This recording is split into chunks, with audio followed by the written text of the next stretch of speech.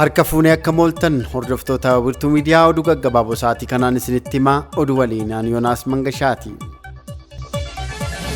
Masriin nagaa kabachiisuudhaaf jecha humna waraanaa ishee gara biyya ollaa Itoophiyaa Somaaliyaatti erguuf gaafachuun ishee yaaddoo wal dhabdee waraanaa biraan ni uumamaa jedhu kaaseera. Gamtaan Afrikaa Masriin humna waraanaa ishee nagaa kabachiisuuf gara Somaaliyaatti nan erga jechuu ishee akka simatu ibse. Gamtaan Afrikaa gaaffii Masrii simachuu kan ibse nagaa kabachiisuuf humni amma Somaaliyaatti bobba'ee jiruu fi maqaa Somaaliyaatti ergama ce'umsaa Afrikaa ATMIS jedhamuun kan beekamu tajaajila isaa xumuruun bara 2025tti waan ba'uufi gamtaan Afrikaa bifa haaraan humna ba'uuf jedhu kana humna haaraa biraa ijaaramuu fi maqaa African Union Support and Stabilization Mission in Somalia jedhuun bakka buusuufi. Humni waraanaa Masrii kan Somaaliyaa galu yoo ta'e daangaa walitti isaanii waan hin jirreef humni waraanaa Itoophiyaa fi Masrii waggoota dheeraaf fagootti wal gaareffachaa turan fuulaa fuulatti walitti dhufuu danda'u yaaddoo jedhu akka qaban hayyoonni BBC'n dubbisee himanii jiru. Itoophiyaa fi Masriin daangaa lafaa irratti wal ga'an hin qabanii kun akka kallattii walitti hin buune godhee tursiiseera jedhani. Masrii waraana ishee Somaaliyaatti yoo ergite garuu seenaa ammayyaa biyyoota lamaanii keessatti yeroo jalqabaaf biyyoonni lameen walitti bu'uu danda'u sodaa jedhu ija yaaddoon ilaaluun barbaachisaa ta'u hayyoonni dhaamanii jiru. Itoophiyaan Somaalilaand waliin galaana diimaa qaqqabuu fi buufata doonii achitti fayyadamuuf walii galtee mallatteessuu ishee hordofee Soomaaliyaanis deebii cimaa nageenya galaana ishee tiksuuf Turkii waliin walii galtee nageenyaa mallatteessite. Barbaachisummaa tumsaa Turkii fi Soomaaliyaa gidduu jiru cimsanii kan ibsan pirezidaantiin Turkii Erdogan Ankaraan waldhabdee Moqadishoo fi Finfinnee gidduu jiru furuudhaaf tattaaffii taasiftu cimsiteetti fuftii jedhanii turan. Kanumaan mariin marsaa lammaffaa Somaaliyaa fi Itoophiyaa Turkiin walitti fiduudhaan Ankaraatti gaggeeffamu har'a marsaa lammaffaan akka gaggeeffamu miidiyaaleen gabaasaa turan. TPLF torbanoota darban keessaa adeemsa galmee paartichaa irratti boordiin filannoo biyyaalessaatti gaggeeffame mormuudhaan qoodiinsi gidduu isaaniitti uumamee jira. Qoodiinsi amma jiru kun kora dhaabaa qopheessuu irratti giddugaleessa kan godhate fakkaata.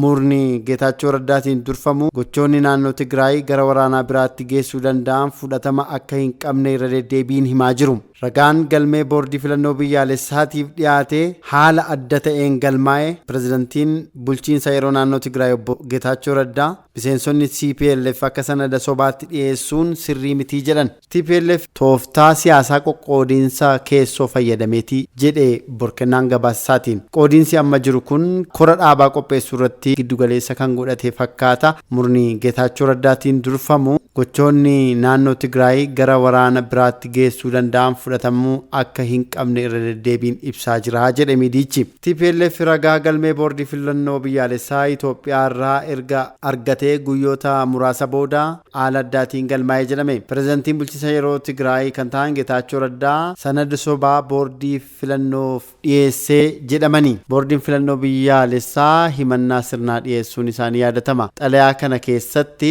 iyyata TPLF boordii filannoo biyyaalessaaf dhiyaate koree giddugaleessaa dhaabbatichaa biratti akka hin beekamne eere. Sanadi galmeedhaaf koree giddugaleessaatiin mallattaa'e tokkollee akka hin jirree fi namoonni dhuunfaa of danda'anii gocha jaarmiyaa faallaa ta'een akka socho'an falme TPLF. Gama biraatiin TPLF ragaa galmee boordii filannoo biyyaalessaa irraa argatetti hin quufne. Dhaabbatichi ibsa dilbata darbe baaseen ragaan kun gaaffii isaa waliin kan waliin qabanne ta'uu fi dhimmoota boordii waliin wal qabatan akka hin ilaalle ibsee jira. TPLF caamsaa 2021 ajaja kaabaa raayyaa ittisa biyyaa irratti haleellaa raawwachuudhaan waraana hammaataa waggaa lamaa booda jaarmiyaa shororkeessaa jedhamee moggaafamee ture. TPLF labsii boordiin filannoo biyyaalessaa galmee paartilee siyaasaa irratti baasee mormuudhaan akka paartiitti akkuma waraana duraan tureetti itti fufuudhaaf falmaa ture. Boordiin filannoo biyyaalessaa Itoophiyaa torbee kana akka beeksetti TPLF beekamtii duraan qabatee ture qabatee itti fufuudhaaf tumaan seeraa deeggaru akka hin jirre ibse. Gama biraatiin tajaajilli koominikeeshinii mootummaa ka'umsii fi ga'umsi waliigaltee Piriitooriyaa heera mootummaa fi dhaabbilee heera mootummaa kabajuudhaa mata duree jedhuun ibsa baaseen adeemsa galmaa'uu TPLF labsii haaraa boordii biyyaalessaa waliin hanga ammaatti ture ibsuudhaan paartichi akka haaraatti galmaa'ee jiraachuu ibsee jira. Pirezidaantiin ittaanaa bulchiinsaa yeroo Tigraay Jeneraal Taaddasaa Warradee garaagarummaan siyaasaa karaa nagaa ni furamaa jedhamee eegama jedhan ibsa kaleessa baasaniin. Ibsa isaanii keessatti humnoonni nageenyaa Tigraay waliigaltee dhabuun balaa nageenyaa kamitti akka guddatuuf hin eeyyamnu jedhanii jiru.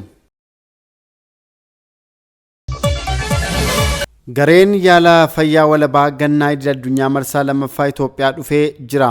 Galeen tajaajila fayyaa walabaa gannaa idil addunyaa marsaa lammaffaan Itoophiyaa gale kun hooggantoota olaanoo ministeera fayyaatiin buufata xiyyaaraa idil addunyaa booleetti simatamee jira. Gareen kun lammiilee hindoota tajaajila fayyaa walabaa kennan 26 kan of keessaa qabu akka ta'e ministeerri fayyaa beeksiseera. Lammiileen hindii kun tumsa Rootarii Intarnaashinaala kilaba Finfinnee, Rootarii Intarnaashinaala kilaba Chaandigaarii fi garee daandii qilleensaa Itoophiyaan akka dhufan ibsamee jira. Gareen tajaajila fayyaa kennu kun meedikaal kooleejii Milineemii Hospitaala Qidduus Phaawulos, Hospitaala Alertii fi Hospitaala Xuqur Ambassaatti tajaajila wal'aansaa baqaqsanii hodhuu namoota 1,500 caalaniif akka kennu eeramee jira. Sadarkaa biyyaalessaatti tajaajilli qorannoof wal'aansa walabaa qaama tola ooltummaa gannaa ta'e dhaabbilee fayyaa hunda keessatti jalqabamuun isaanii beekama. Dhalattoonni Itoophiyaa fi lammiileen biyyoota garaagaraa tajaajila fayyaa walabaa gannaa kennuuf Itoophiyaa dhufaa akka jiran odeeffannoo ministeera fayyaa irraa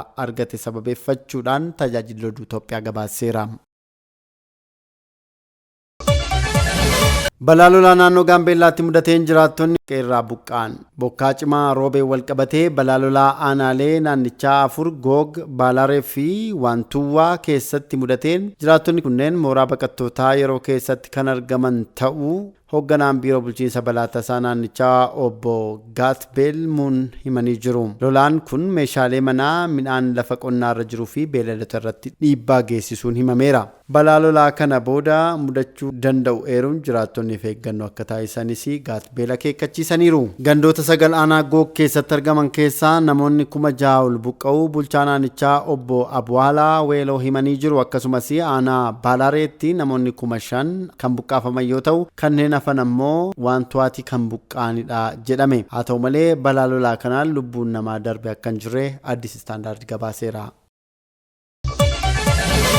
Oduu maddeen alaarraa arganneen Gaazaa keessatti dhukaasa dhaabuuf waliigalteen taasifamu kamiyyuu akkaataa karoora duraan kaa'ameen ta'uu qaba malee mariin biraa hin barbaachisu jedhe Hamaas. Marii dhukaasa dhaabuu keessatti biyyoonni jaarsummaatti jiran Qaataar, Masrii fi Yuunaayitid Isteet torbee darbe keessa Israa'eliif Hamaas marii dhukaasa dhaabuu irratti akka hirmaataniif hanga hagayya 15tti namoonni ugguramanii jiran akka gadhiifaman akeekkachiisanii turan. Israa'el garee marii dhukaasa dhaabuuf taasifamu irratti hirmaatu akka ergitu kamisa darbe beeksiftee turte. Mariin kun ji'a darbe keessa wayita karoorri haaraan kan duraan ture irratti dabalamu gufate. Karoorri duraan ture kan pirezidaantii Yuunaayitid Isteet Joo Baayiden caamsaa darbe keessa dhiyeessan ture. Biyyoonni jaarsummaa ta'aa jiran kunneen torbee darbe ibsa baasaniin mariin hagayya 15 Duhaa yookiin Kaayirootti taa'amuu danda'a jedhan. Ibsi kun Israa'eliif Hamaas haalduree baay'isuu dhiisanii waliigaltee dhukaasa dhaabuu fudhachuun hojiirra oolchuu akka qaban gaafate. Karoorri qajeeltoo waliigaltee kan pirezidaantii Baayiden caamsaa 31 dhiyeessan ammallee akkuma sanatti jira kan jedhe ibsi kun Israa'eliif Hamaas hatattamaan hojiitii hiikuu qabu jedhe.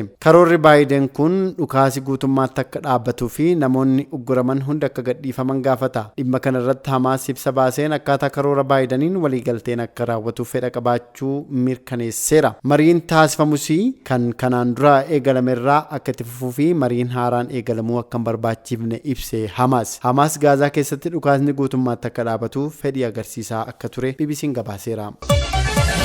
Hordoftoota Wiirtuu Miidiyaa oduun gaggabaaboo sa'aatii kanaaf jenne kunneen turanii waan hordoftaniif ulfaadhaa. Ani Yoonaas Mangashaan ture.